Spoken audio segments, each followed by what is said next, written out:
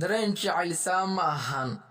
Dadka qaar waxa ay jiraan jacayl aan qalbi jirin, kuwa inaga mid ah waxa ay fiiriyaan xirfado ay rabaan inay u hirgasho si ay u gartaan inay yihiin dad si fudud qalbi qofeed ku hanan kara. Waxay soo qori karaan qoraallo fiican oo dareen ku dheehan, sidoo kale waxay iska soo duubi karaan muuqaallo iyagoo muujinaya qiirada jacayl ka muuqata, balse waa dabin ay qof u dhigayaan.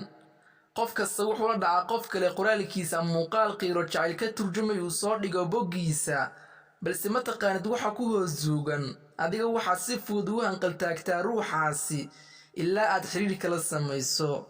nasiib xumo xiriirkaasi ma ahan mid sii soconaya, ileen xiise wuu dhammaadaa ama sida aad u sawiranaysay aad ka waayeysaa inuu noqdo qofka.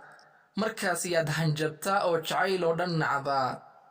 laakiin waxaan kugula talinayaa, qof kasta erayo jacayl ku hadla ama muuqaal qiiro jacayl muujinaya iska soo duuba micnaheedu ma ahan in qofka aad ka helayso waxa aad ku aragtay. waan ula jeedo jacaylka dhabta aad raadinayso.